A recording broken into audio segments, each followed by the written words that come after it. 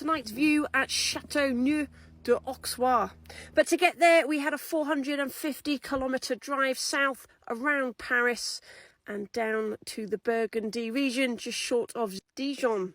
We left the dank mist of Theopold, headed down some country lanes before we picked up the péage to skirt around Paris.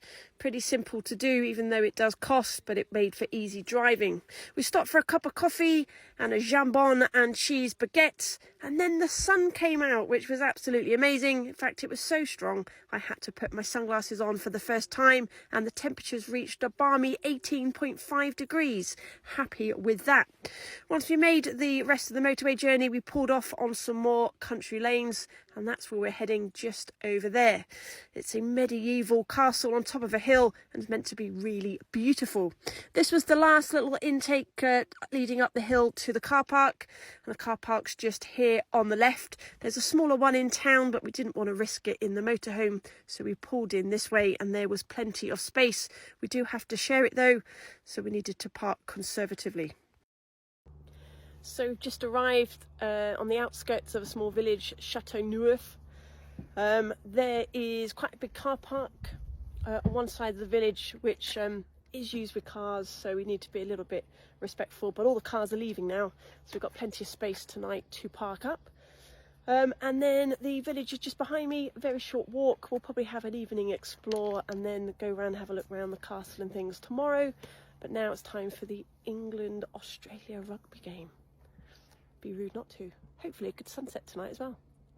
We arrived just in time to enjoy the rugby. At half time I went and met my neighbours and then enjoyed the sunset. Once it had finished, we took a leg stretch into town just to get our bearings. It was absolutely beautiful, all lit up, and I genuinely can't wait to have an explore tomorrow. Lots of nice smells coming out of the eateries, although we are having dinner in the van tonight, but we'll probably have a cup of coffee here tomorrow just to support the locals. It was gorgeous. Dinner tonight, fish cake, peas and potatoes. And there's where we're staying on Park for Nights if anyone is interested. Catch you tomorrow. We woke up to the most stunning scenery. It was so quiet.